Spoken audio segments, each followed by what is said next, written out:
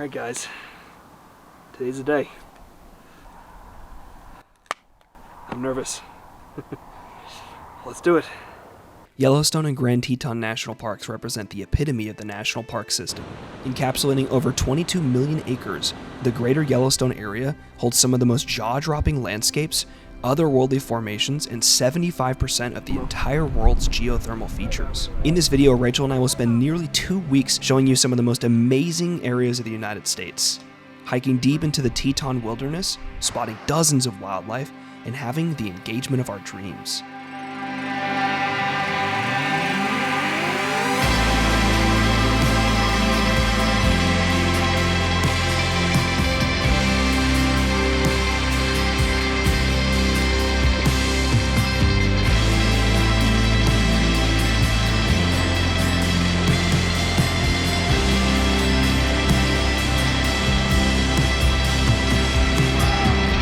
Look at this.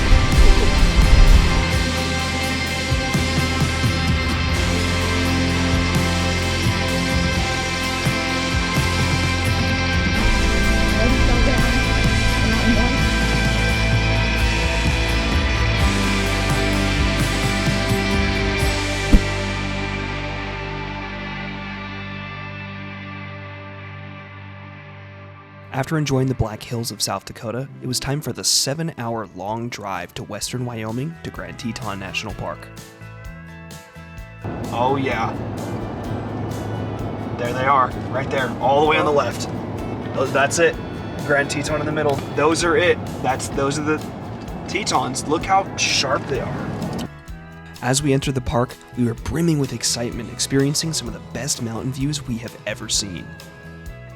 On the outer Teton Loop, there are various famous viewpoints, our first of which was Schwabacher's Landing, possibly the most popular viewpoint in the entire park. This jaw-dropping boat landing sits right near an offshoot of the Snake River, perfectly reflecting and framing the Teton Range.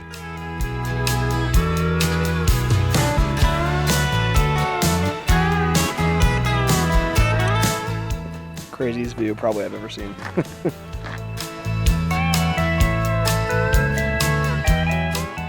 The trail continues to the right of the main overlook for a few hundred yards, giving us an opportunity to escape the crowd and spot some wildlife.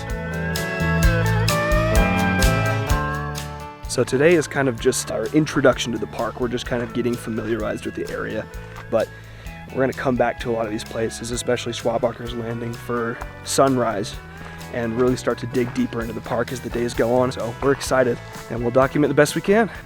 After this, we decided to venture closer to the Teton Range, exposing ourselves to an otherworldly environment.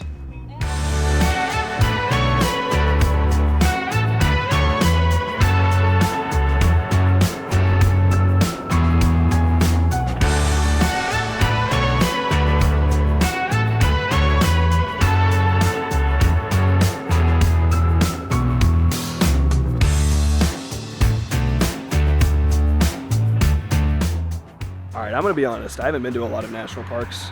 We've only been to like 14 or so, and most of those are not like mountain parks, but we have been to Glacier, and Glacier is outstandingly beautiful.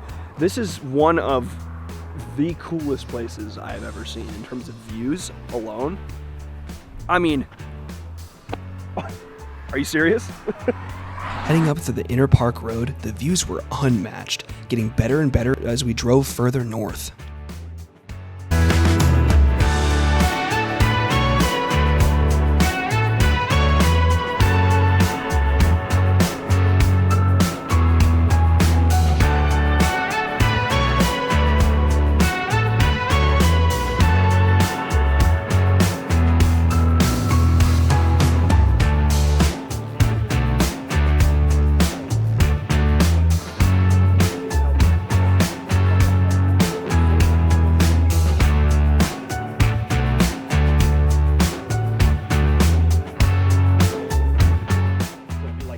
That's Cascade Canyon over there. We can do that later.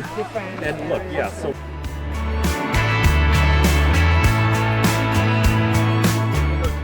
Take a guess at what forms the canyons. Erosion, but something more particular. What do you see on the mountains? Oh, it's glaciers, isn't it? Yeah. Glaciers formed Cascade Canyon. Used to be a glacier, the whole thing. Our I also miss Glacier National Park. I mean, listen, this is really cool, but it reminds me of it. It's not that I miss it. Yeah, it's a similar environment, at least up in it's a cool reminder, because it reminds me of when we went there and we saw the big old glacier. But this is really pretty. If the views of Jenny Lake weren't already great enough, we had a bald eagle land directly in front of us.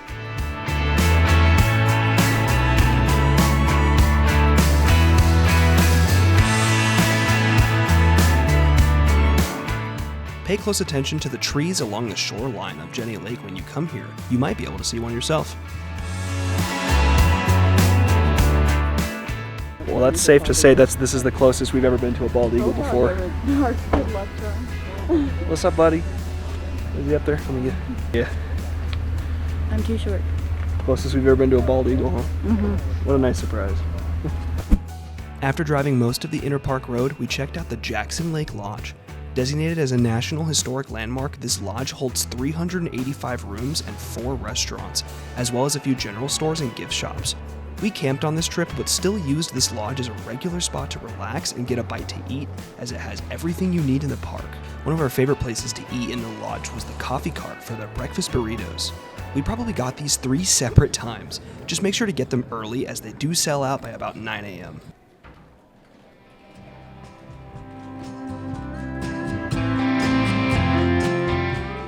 At the back, there are 60-foot tall glass windows overlooking Jackson Lake.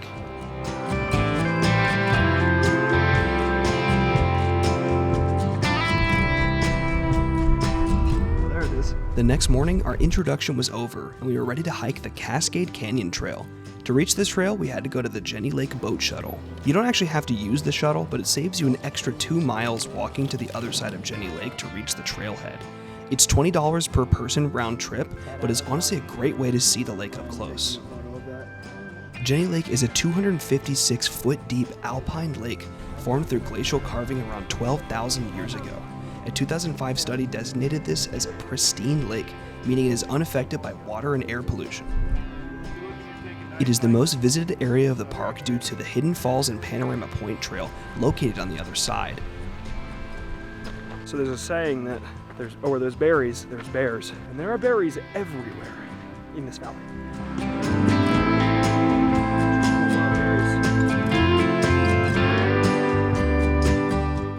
Once you're dropped off on the other side, you are completely in the backcountry with no access outside the trail or boat ride.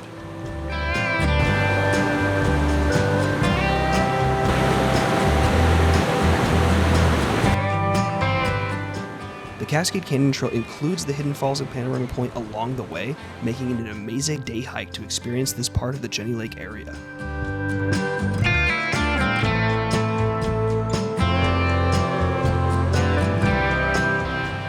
It may not seem like it, but Hidden Falls is actually 230 feet high.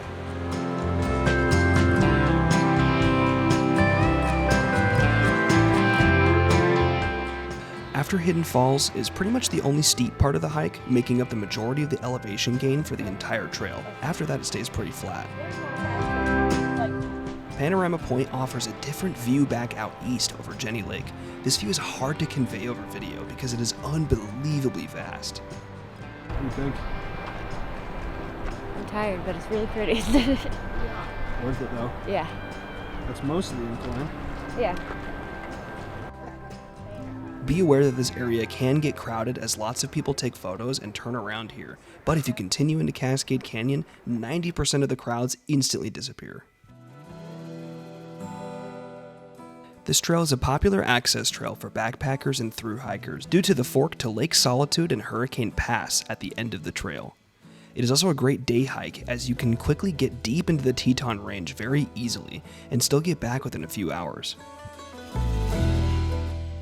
As we made our way further in, the enormous canyon walls began to reveal themselves, and suddenly an amazing view opens up.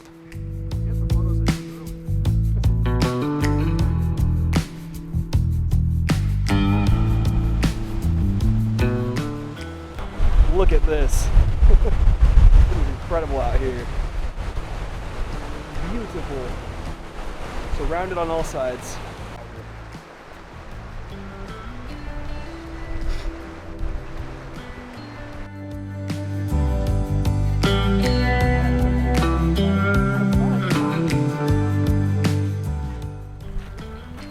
You like it? Yeah. It's very cool.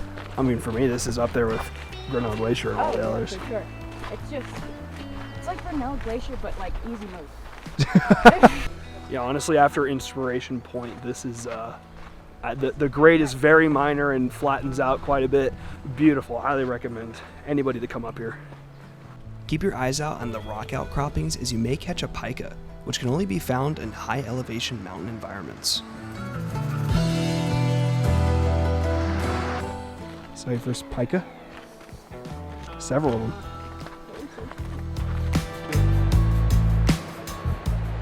As the name Cascade Canyon suggests, there are numerous waterfalls on the canyon walls which drop hundreds of feet into the creek below. It is absolutely astonishing.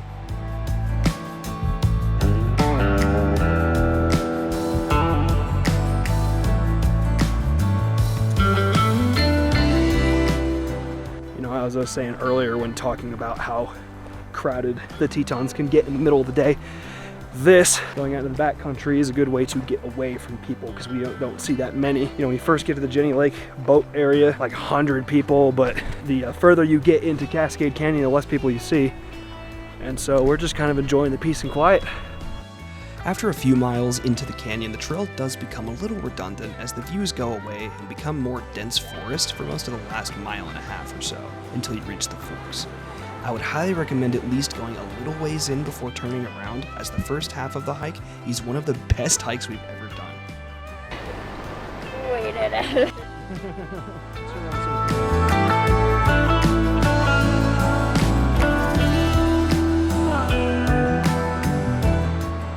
Alright guys, we made it to the end of the Cascade Canyon Trail. So we're gonna go ahead and head back, but that's it.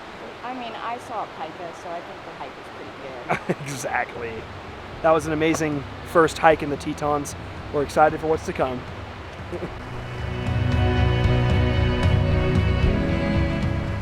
Later that evening, while resting from our long hike, we looked outside our campsite and witnessed one of the craziest sunsets ever.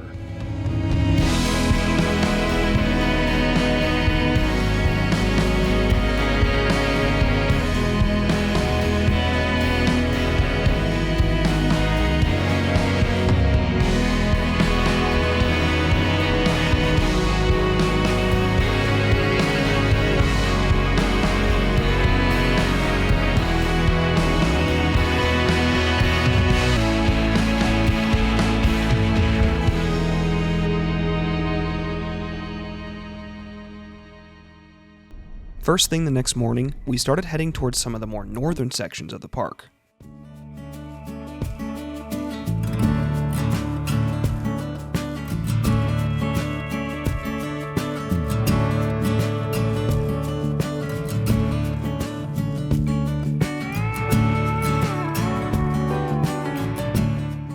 Our first stop was Oxbow Bend, a gorgeous overlook right by Moran Junction. We came to the spot several times over the course of our trip to catch wildlife encounters, as it's known for having beavers, bald eagles, and sandhill cranes.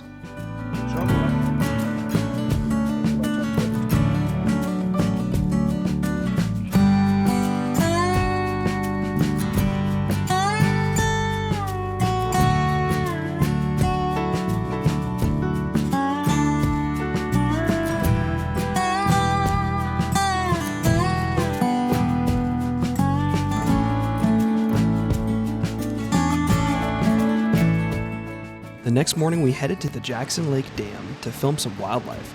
The dam has an outstanding view of Jackson Lake, one of the largest high-elevation lakes in the United States. It is 15 miles long and a whopping 438 feet deep. The dam itself is a great place to find wildlife. All right, well, good morning, guys.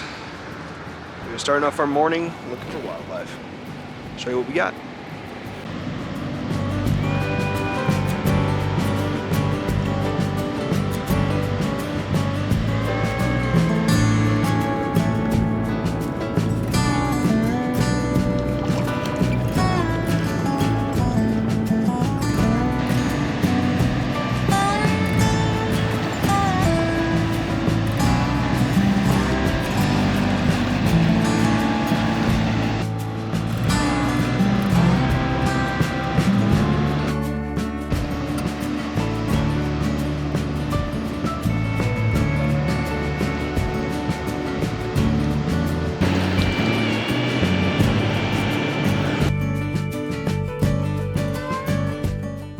Next, we headed out to Colter Bay in the northern portion of the park.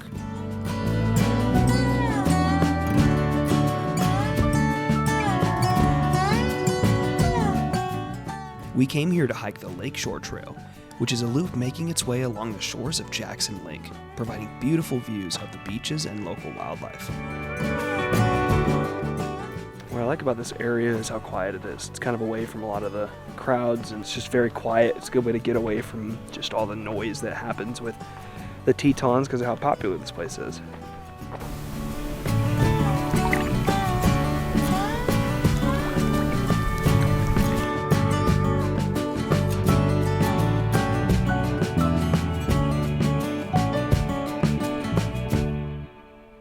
This is what I mean, guys. Look. Beautiful lake. 25 feet from mergansers. This is what I mean. Get to the remote part of the park. Immediately after this, I heard an osprey land on a tree directly above my head, giving us an amazing view.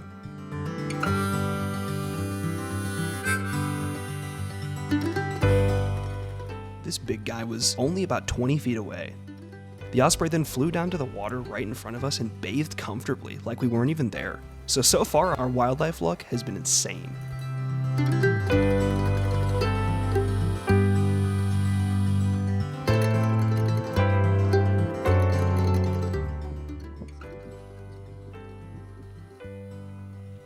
After a little while, the trail goes through a quiet forest, frequently providing viewpoints to the Jackson Lake shoreline.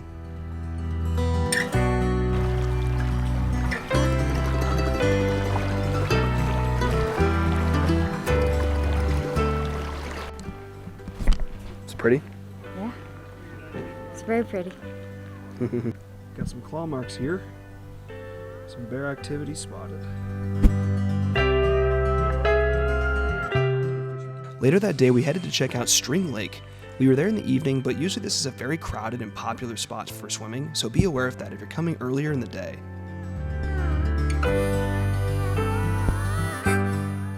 Oh, unfortunately, we underestimated how tall the mountains were and that the sun would probably be down at String Lake. So we're not going to go for a swim just because it's shady. But we are going to at least dip our feet in and, get an idea of what we're going to be doing probably tomorrow or the next day. I dipped my feet in for 2 seconds and I'm already freezing. Yeah, dude, this is pretty dang cold. Woo! Ooh. Us southerners with our warm-ass lakes that are like 85 degrees. This is a little bit worse. How you doing, Rachel? I'm doing great. I can't feel my feet. This is a shallow lake too. I'm sure the other ones that are deeper are a lot worse. It's pretty though. It's very pretty.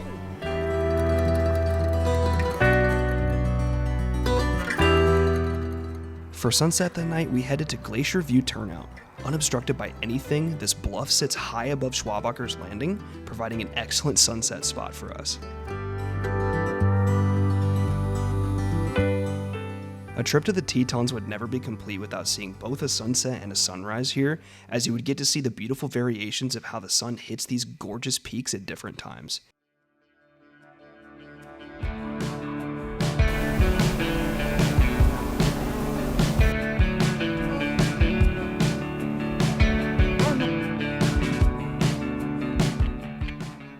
Hey Rachel, how's your premium sunset spot looking?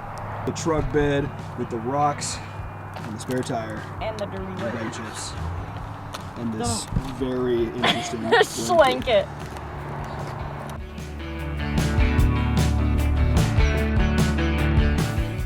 All right, so our parents are flying out to see us in the Tetons for a couple of days because they wanted to come visit us. They'd never been.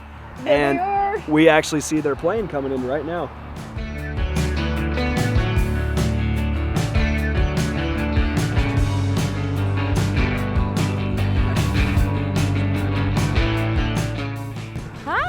I don't think they can see you. I don't think they can either, but how wild would it be if they could? Yeah.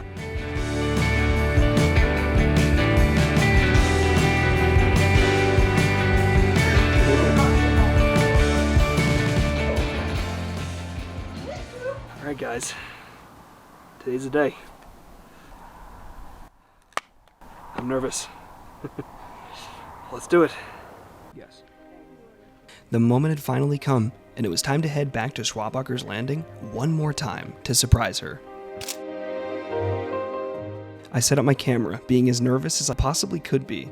As soon as she walked out to the spot on her own to take in the view, I knew that it had to happen now.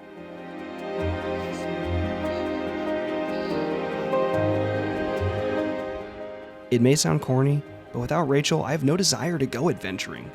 For nearly 6 years, I had always known that it had to be her forever.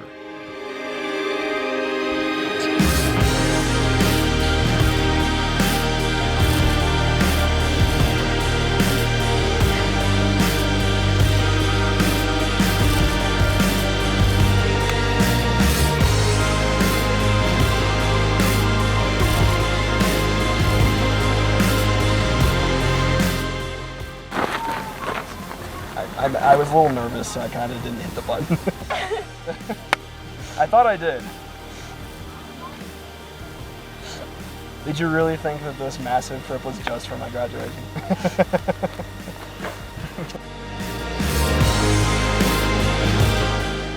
Let's go! I'm gonna be a married man!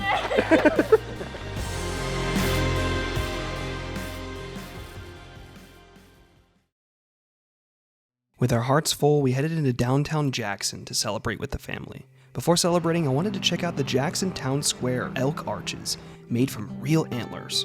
These arches are an iconic staple of the Jackson Town Square, constructed in 1953. Each arch is made from real elk antlers, each weighing about 5 to 10 pounds. The total arches weigh about 10,000 pounds. So some people might think that these elk antlers are taken in a way that's inhumane, but elk antlers actually shed off naturally. They just kind of fall off, and it kind of feels like a weight of relief for them at the end of their season. So no elk were harmed in the process of making these arches. Meeting up with the family for dinner, we celebrated our engagement with delicious steak and drinks, laughing away the night and enjoying our time together. My old fashioned has a lever action rifle in it. Oh, does it really? Yeah, That's awesome. Yeah, it's pretty cool, isn't it? That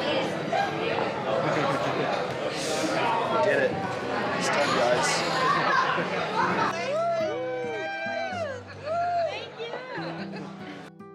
Heading back home for the night, we got ready for a special morning. All right, guys, good morning. It is currently about 6 a.m.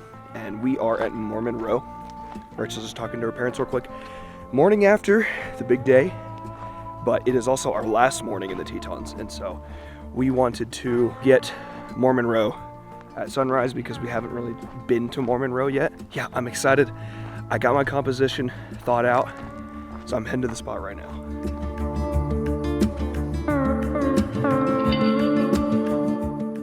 This is a photo that I've wanted for years. A sunrise in front of the historic TA Molten Barn as the Tetons glow from the morning sun in the background.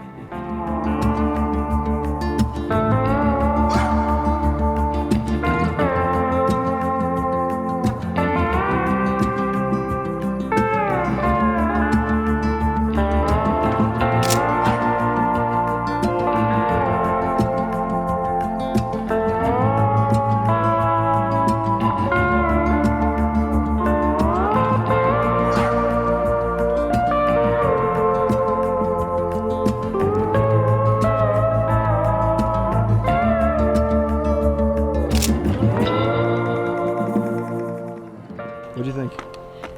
very beautiful, little chilly, but it was worth it. Yeah, it was about 34 degrees, but absolutely beautiful. We've done worse. We've done way worse. Try to do a sunrise if you can. It's probably the best view of the Tetons ever. I mean, look at the views. Incredible. For our last hike of the trip, we headed to the Leigh Lake Trail. We opted to only do the short portion of this trail, which follows the shoreline of Leigh Lake.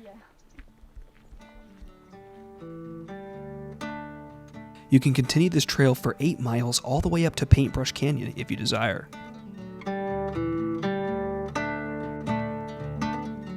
In the early morning, the lake was so still that it perfectly reflected the Tetons like a glass mirror. It was really a beautiful and serene area.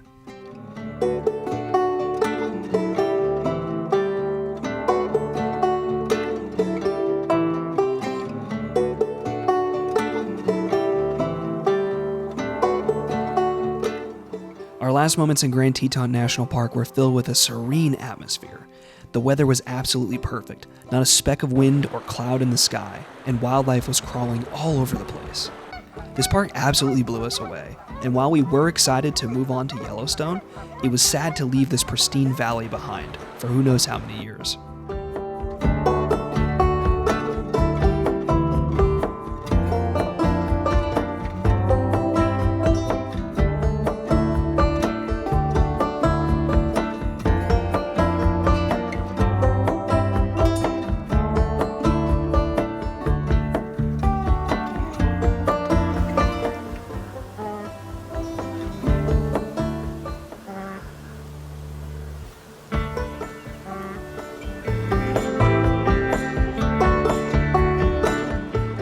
Regardless, we moved on, driving 2.5 hours to West Yellowstone, where we would camp for our time in the park. So we were just eating dinner in town, and we just happened to see a very unique sunset.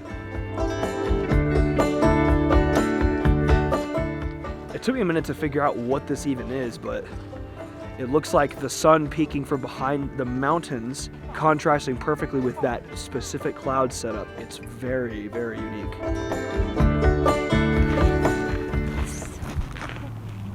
Isn't it? It's amazing. I'm gonna cry. This is pretty. Before heading into Yellowstone, I would highly recommend having a plan in mind. This park encompasses 2 million acres across 3 different states, and most of the attractions are separated into specific regions of the park, each a several hours drive away from each other. To avoid being stuck in the car for half of the trip, I would highly recommend dedicating time for specific areas each day.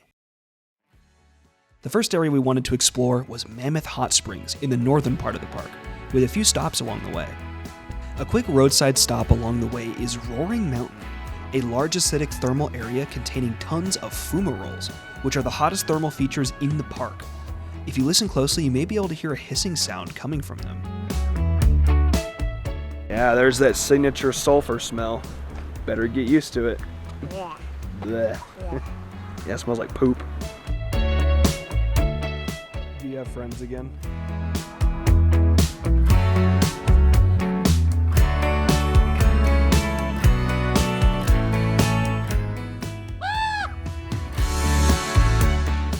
Next, we headed to Mammoth Hot Springs. Our first stop in Mammoth was the Upper Terrace Drive, a 1-mile scenic drive that can help introduce you to the terraces formed by years of geothermal activity. This particular section doesn't really stand out as anything amazing compared to the rest of Mammoth Hot Springs, but it is the only terrace that you can drive through, with a few pretty cool stops along the way. Most of the spring's special orange colors actually come from a type of bacteria that live in extremely hot water. Because of how dense this area is with attractions, I would highly recommend picking up the trail guide when you're there. They are only $1 and provide tons of information. I'm actually using the same guide to provide the facts you'll hear about Mammoth Hot Springs in this video.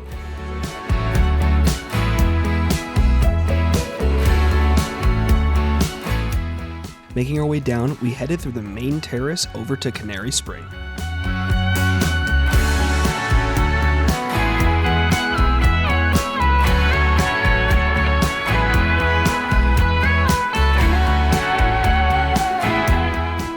This spring can actually go dormant occasionally, losing its color entirely. Thankfully, it was vibrant when we were there.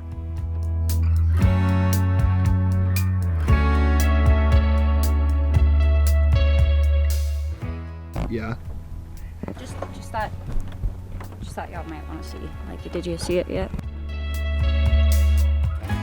This particular spring is massive, flowing all the way down near the main road. We will show you another perspective from the lower terraces later on. Not as pale as I am.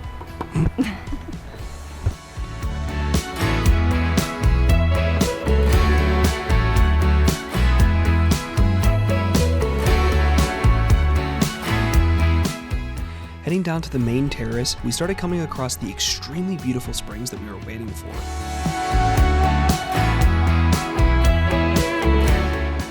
At Mammoth, a network of fissures form the underground system that allows for the hot water to breach the surface. Water from rain and snow seeps into the ground where it is then heated and pushed back to the surface, mixed with limestone to create the terraces that you see here.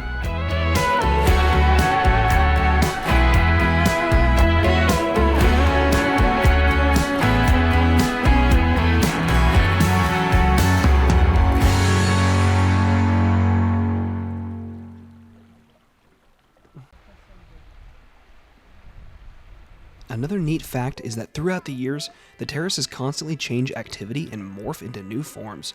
Jupiter Spring, for instance, in the 1980s, flowed so much that it overtook the boardwalk, nowadays being quite dry. Don't worry though, Mammoth Hot Springs is not actually drying up, it just has seasons and phases of activity.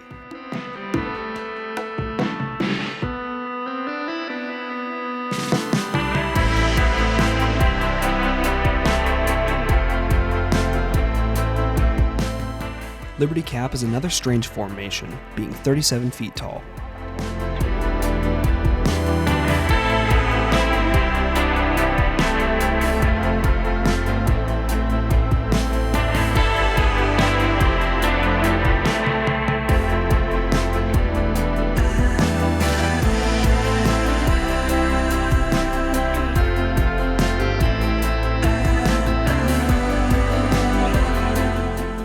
There were even plovers walking on the hot water, which I found interesting.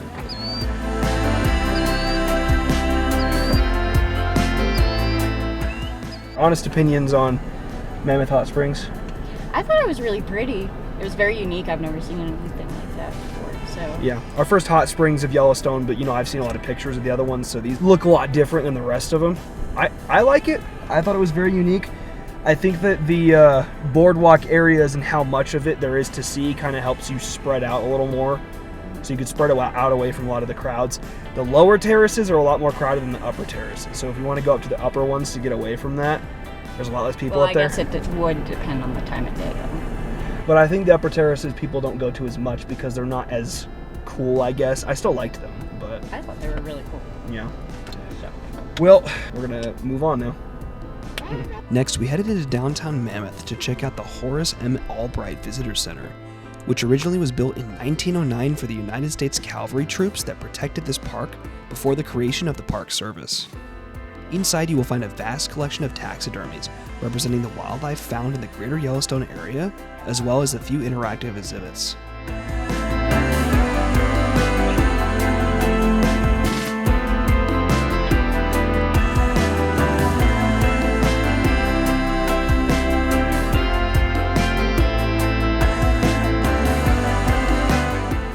Downstairs, there is a small history museum detailing the history of Yellowstone throughout the years, first starting back at the tribes that inhabited this area before European settlement. Then jumping forward in time to the first expeditions into Yellowstone, leading to the creation of the park, including early sketches of the Grand Canyon of the Yellowstone. The museum also goes over the brutal fight for control of the park, as many Wyoming locals frequently fought with early park superintendents over Yellowstone's resources, before recruiting the United States Army to help with the defense. Eventually, the Park Service was created, solidifying Yellowstone as a protected area, becoming the first national park in the United States.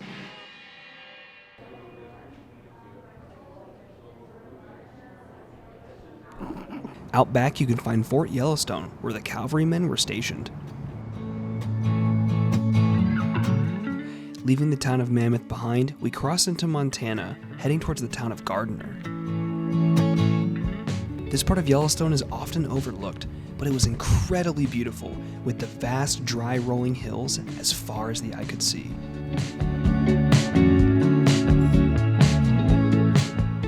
Heading into Gardiner, we made our way to the original Yellowstone entrance, the Roosevelt Arch. Built in 1903 as the first and only entrance to Yellowstone, it inscribes the phrase, "for the benefit and enjoyment of the people," which is a direct quote from the Yellowstone National Park Act in 1872, designated as a public park.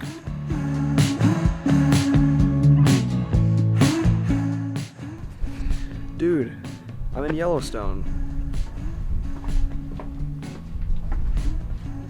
Oh, I'm not in Yellowstone anymore.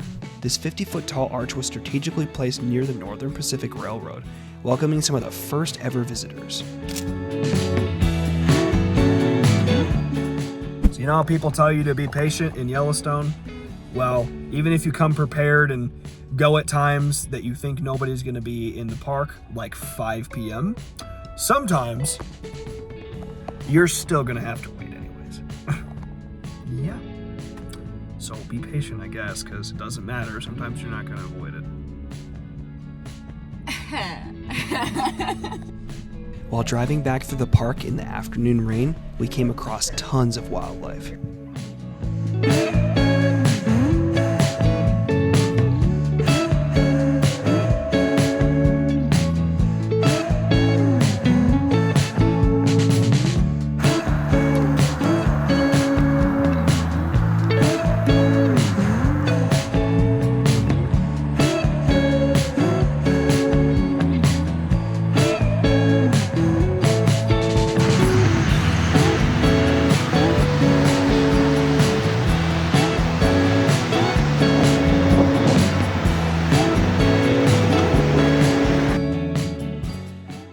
On our way to the Grand Canyon of the Yellowstone the next morning, I could already tell that it was going to be a special day for us.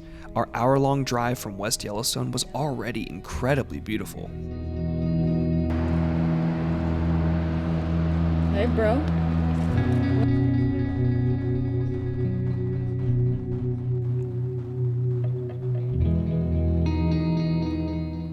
Good morning, it is currently 7 a.m.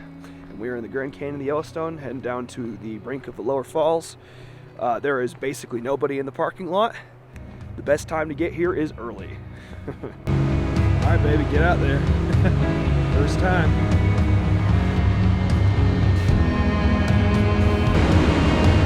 Okay, so that's insane. Holy! What the hell? That is so much bigger than I ever thought it would look. Holy crap!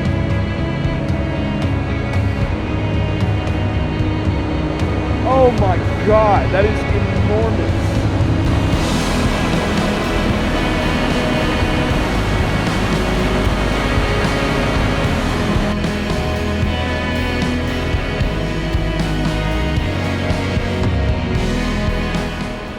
This unbelievably powerful waterfall dumps up to 60,000 gallons of water per second, plunging a whopping 300 feet to the bottom of the canyon. It looks great on camera, but there is no way to show you just how large that is. There's no way to capture that. That is insane. Incredible view, absolutely worth it, but there is quite a few switchbacks to get back up, so be aware that it's a bit of a strenuous trail getting back up, so we'll see you at the top in a few minutes.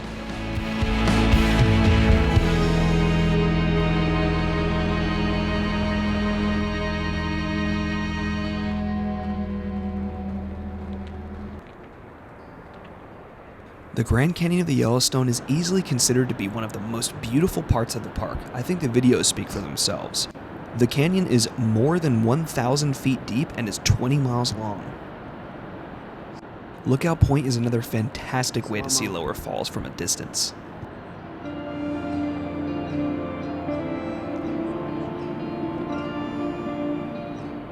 I can't imagine being one of the first explorers to ever come across this canyon. Those early sketches, they must have been blown away. The first explorers were in fact blown away.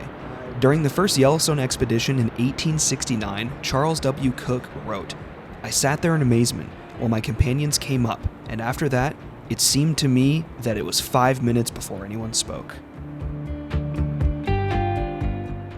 Yeah, Rachel and I have been to Canyonlands before, so we've seen some pretty cool canyons. We haven't been to the Grand Canyon, but this is just incredible. This is beautiful. Definitely the most beautiful part of the park we've seen so far. Also, getting up early to go to the popular parts definitely pays off because all these viewpoints have been pretty much completely to ourselves.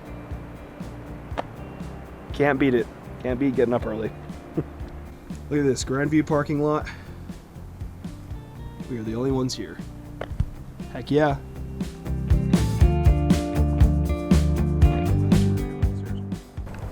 Dude, the mid overlook, that must not be any good. The Grand View overlook gives you 3 distinct views of the canyon, showing how the Yellowstone River carves through it.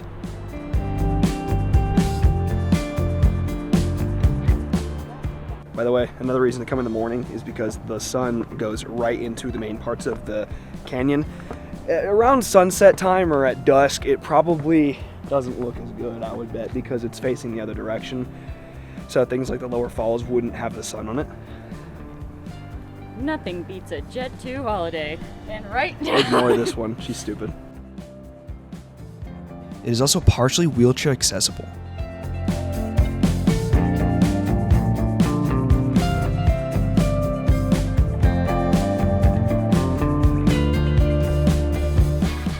Driving over to the south rim, we went to check out the brink of the upper falls.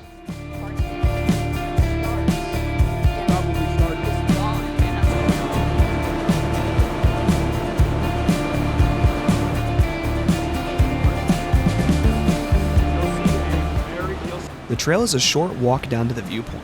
Upper Falls may not be as impressive as Lower Falls, but it is still absolutely nothing to scoff at. Being 108 feet tall, it is another amazing waterfall here in Yellowstone.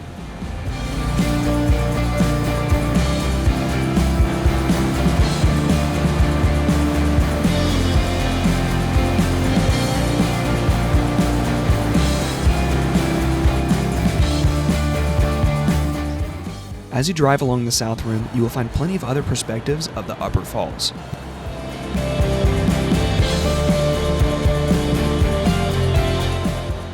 Our final stop in the Grand Canyon of the Yellowstone was Artist's Point, one of the most photographed features in all of Yellowstone National Park. The beautiful trees and canyon walls perfectly frame Lower Falls off in the distance.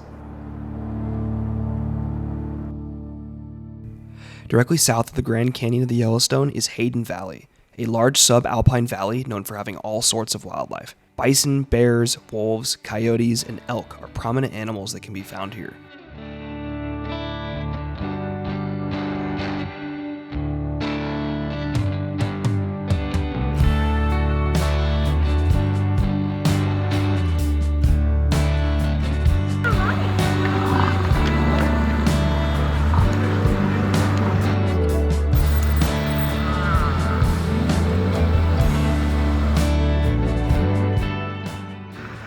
Alright, so these guys are holding their kids right next to a bison. They were just taking a selfie with it. I'm just gonna say, that was freaking wild. If it wasn't for that ranger getting here, like, I feel like something bad could have happened, because it's rut season. We saw a guy take their kid, like a little baby, and just like take a selfie with the bison, maybe 5-7 feet away. It's bizarre. I can't believe, they weren't kidding. Like, people weren't kidding when they said, like, people just aren't aware. They just don't know. If you come here, you need to, like, know what to do. These things, they'll switch on a dime as far as attitude. I was just completely in shock, and when he walked away, his wife was like, hey, did you hear the warnings? You need to stay away. And he was like, they're just fighting. And he just goes, Mama didn't raise no. And I'm like, you don't think that thing would make you a... Yeah. North America's largest mammal. They are thousands of pounds. They will gore you. And yeah, it is mating season when they are extra aggressive. And I am just utterly shocked that as a father, your protection instincts to protect your child, putting your child directly in danger in front of a bison. Absolute idiots. Yeah. These Taurons piss me off. That's what the name comes from. Our first bison jam. Wow.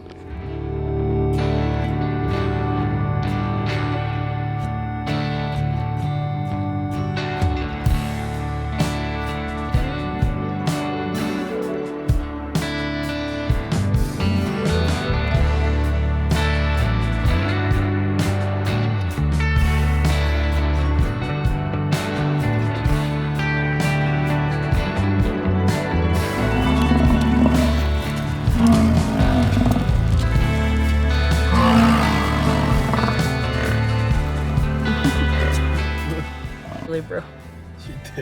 Yeah, he just crossed the road and decided to stop. You right just, yeah, you, man. Yeah, you. Stop looking at me like that. Bro said, we'll be here for all day if I want. Bro, Don't you got like grass to eat? On our way out of Hayden Valley, we stopped at the Mud Volcano Trail, often called the Cooking Hillside. This trail features turbulent pools, hot, muddy water strewn with trees cooked by steam, and bizarre landscapes. The surrounding soil often reaches 200 degrees Fahrenheit. Soup.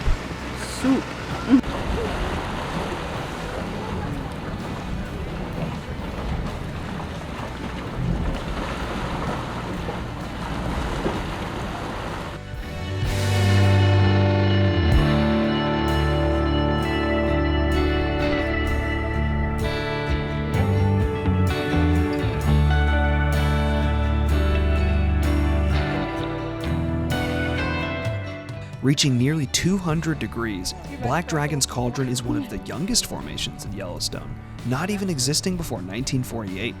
For decades after it formed, it erupted up to 20 feet in the air, often destroying the surrounding landscape. These days it is quite calm, but one day it could start erupting again.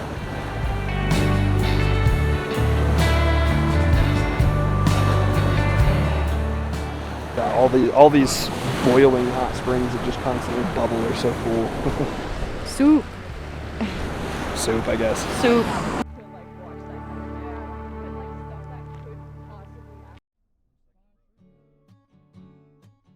After leaving Hayden Valley, we headed to Lake Yellowstone to rest during the peak hours of the day.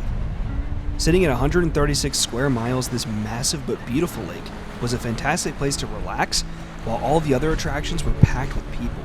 It was such a nice day that Rachel and I actually took a nap by the beach.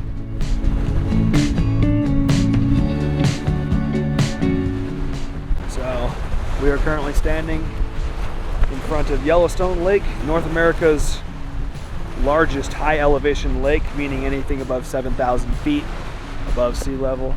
There is barely anybody here, and it is the middle of the day. Everybody else is at all the other sites. So we found a great spot to hang out right in the middle of Yellowstone. I think because there's very few amenities and also no major attractions, I think that's why there's just nobody out here. It's a really relaxing spot. It's just a beautiful, peaceful area. Honestly, one of my favorite underrated spots that I've seen. Our last stop of the day was the Upper Geyser Basin, home to Old Faithful. Arguably the most iconic feature in the entire national park system, Old Faithful draws in crowds from across the world.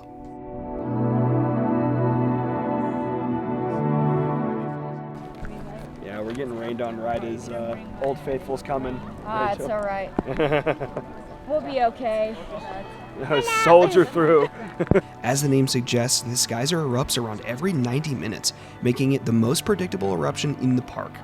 Each time we saw it, we only had to wait for about 20 minutes.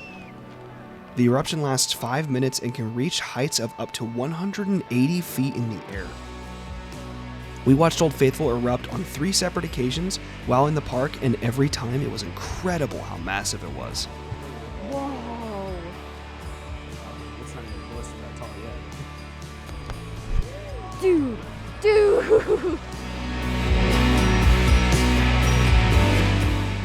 Whoa. Woo.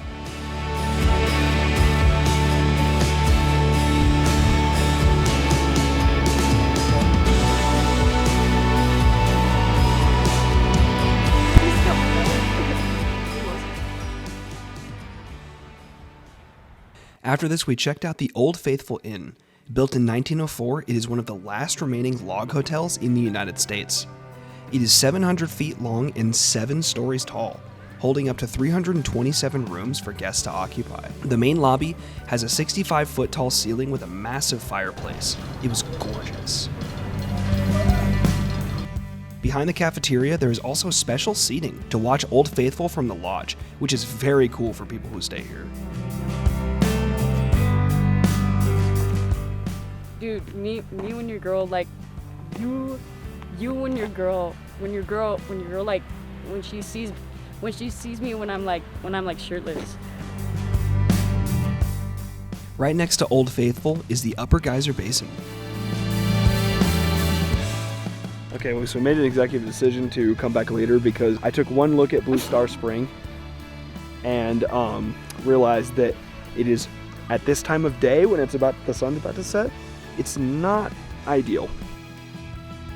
So anyways, we're gonna come back later, but to make the video make more sense, I'm gonna go ahead and stitch in our time in the Upper Geyser Basin another day, so you can see that.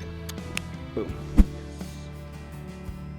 The Upper Geyser Basin is home to a majority of the entire world's geyser activity in this one area. Within 1 square mile, there are 150 geysers. The volcanic lava below Yellowstone National Park is as close to 3 miles below the surface in parts of this area.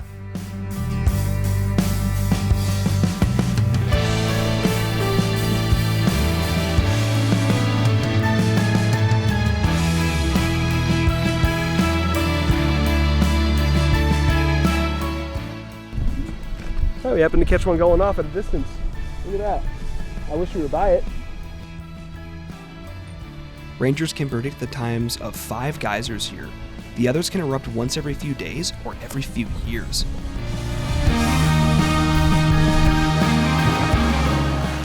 What makes geysers special is the buildup of water and steam below the surface, being constricted in their plumbing systems. After enough steam buildup underground, the steam forces the water to the surface, causing an eruption.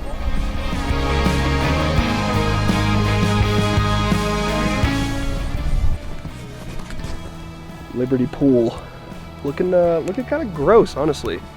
I hope that's not a allegory for something. Ours is about as deep as a kiddie pool.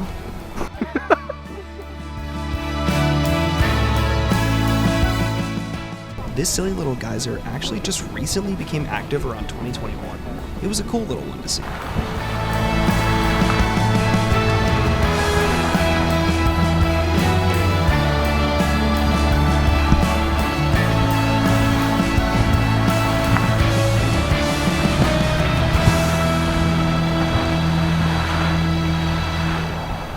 Alright, so we're gonna wait for Grand Geyser, and she's waiting a little more efficiently. I'm taking a nap. I'm tired.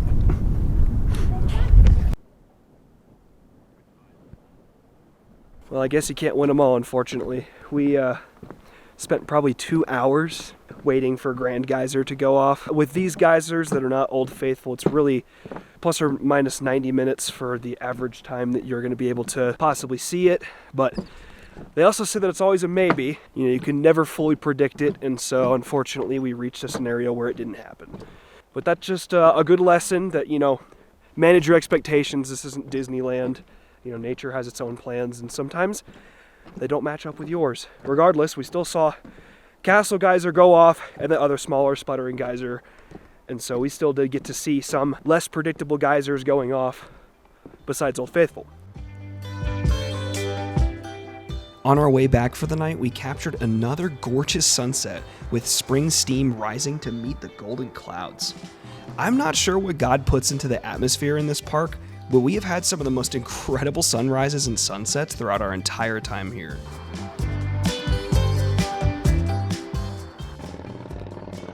I don't know about you, but I say that's a good way to end the day That's insane. in Yellowstone. Look at how the clouds look like they're morphing into it. That's insane. Yeah, I know, right? The next morning, we made the long 2.5-hour drive all the way to Lamar Valley, by far the most popular spot for wildlife in Yellowstone. Deep in the northeast corner of the park, this enormous valley has some of the largest herds of bison and elk in North America. It is also a popular place to spot gray wolves. Do be aware that this valley is miles wide, and most of the time the animals will come nowhere near the road, so spotting wildlife is much easier by using a spotting scope.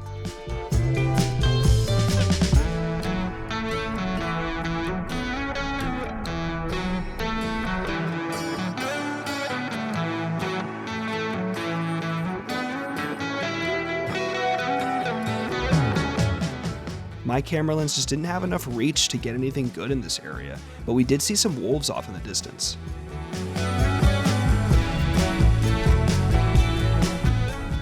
Next, we left Yellowstone National Park to drive the famous Beartooth Highway. The Beartooth Highway is often named America's most beautiful drive. It follows a 68-mile ascent to an elevation of 11,000 feet at its peak.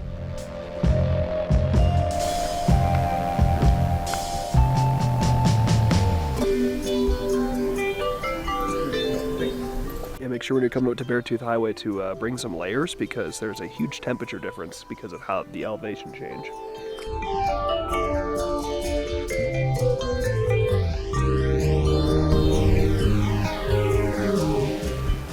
The Beartooth Mountains lie within a 943-acre Beartooth wilderness. There are over 950 alpine lakes and hundreds of miles of hiking trails residing inside of this wilderness area. These are just some of the handful that we happened to stop at with all the time we had.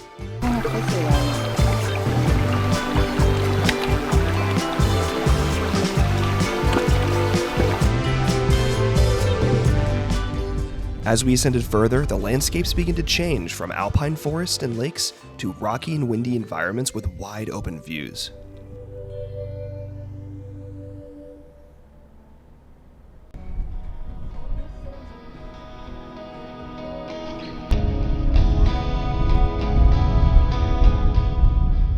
You're getting way up there, bro. I think I saw a pike. Nice.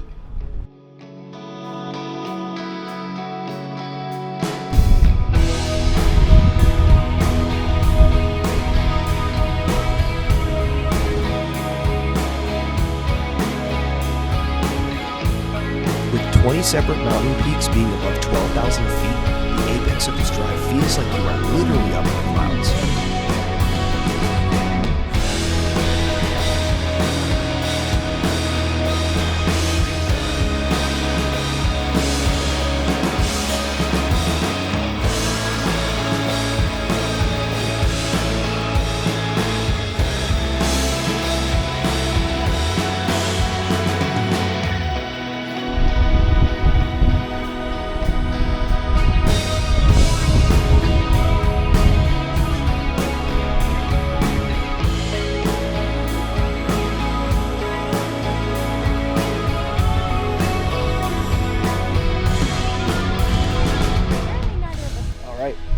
Made it to the summit of Beartooth Pass.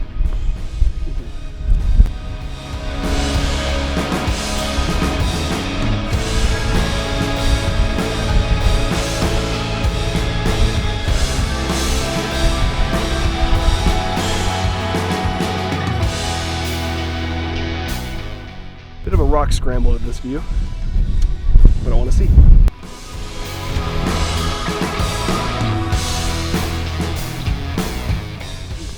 Well, that peak, it was like 5 feet from us, not even 2 feet from us. This view is insane. Fake. Alright, so that's gonna do it for Beartooth Highway. I'm sure there's plenty more stuff to see. I mean, it's an incredible area in general with all sorts of recreation areas, lakes, all sorts of cool stuff, but because I got sick, we're limited on time, and also this place is very far from where we're staying, so we should probably start heading back. Beartooth Highway is about a 3.5-hour drive from where we are staying in West Yellowstone, so we had to start making our way back around the afternoon.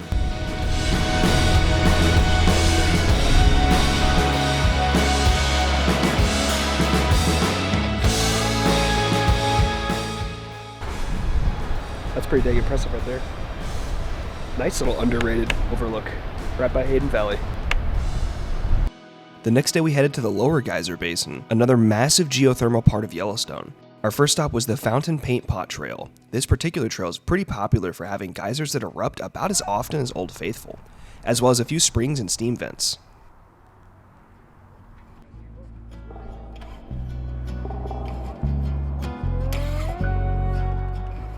So fun fact, all of the brown and copper looking colors on the springs is actually not their natural coloring. That actually comes from debris, like throwing coins and stuff into the springs, which people did for a long time. And now they have this sign down here. Yep. They're not actually supposed to have that color. It's supposed to be the blue. Nice color. Yeah.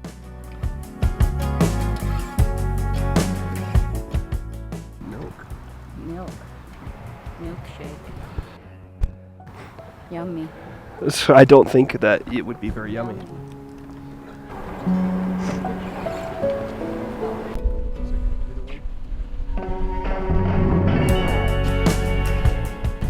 This geyser goes off nearly continuously and shoots water up to 45 feet in the air. You will most likely see it going off when you come here.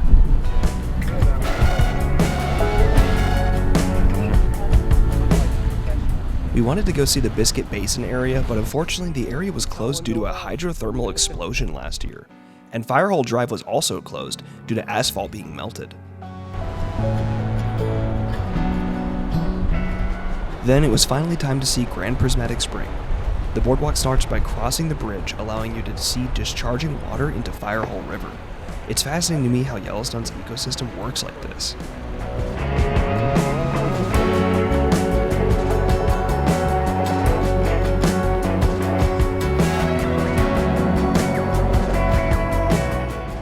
This is Excelsior Geyser.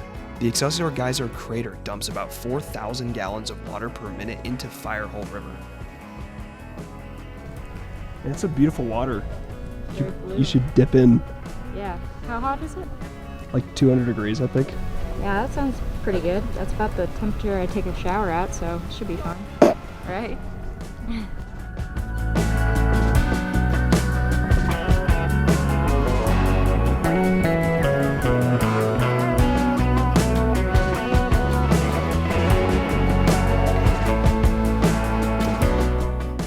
The boardwalk then takes you right up to Grand Prismatic Spring, which is the largest hot spring in the United States and third largest on Earth. It is 370 feet in diameter and 160 feet deep.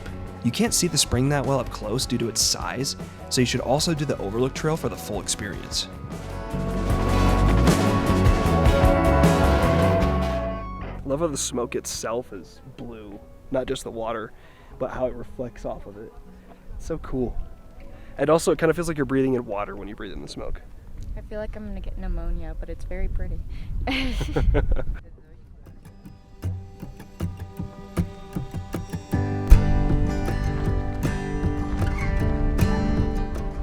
To reach the overlook, start at the Fairy Falls Trailhead. Follow this trail for about half a mile until you see the sign to split and start the climb up to the overlook.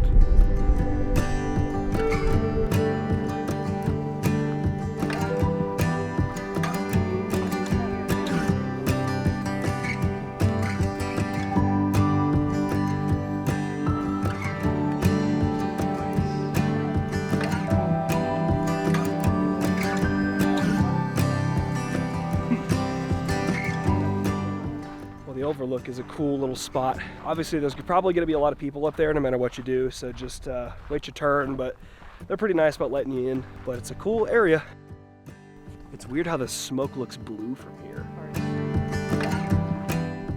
Something nice to mention about the Fairy Falls Trail is if you're kind of overwhelmed from all the crowds at the Grand Prismatic Spring overlook, just head right down the Fairy Falls Trail. Literally the second you split off, you get peace and quiet. At least at this time. We don't know about other times, but for us it was pretty peaceful. Continuing on the Fairy Falls Trail, we quickly entered a young lodgepole pine forest with no other people around us. The total hike takes about 5 miles, so account for the length. However, this trail is almost completely flat, so it feels more like a long walk.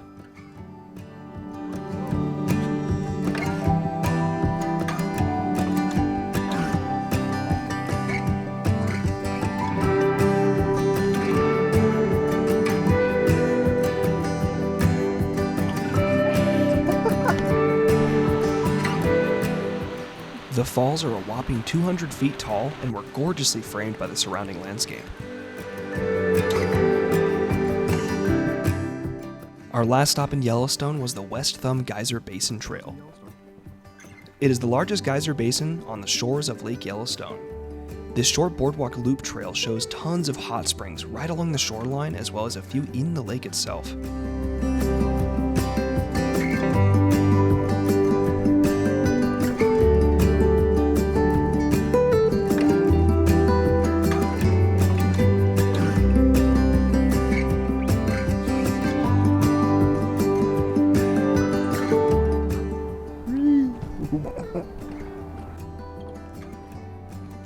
The view of the lake with the springs flowing into it was an otherworldly scene. If you look closely at the lake, you may see swirling patterns in the water, which is due to the hydrothermal vents under the water.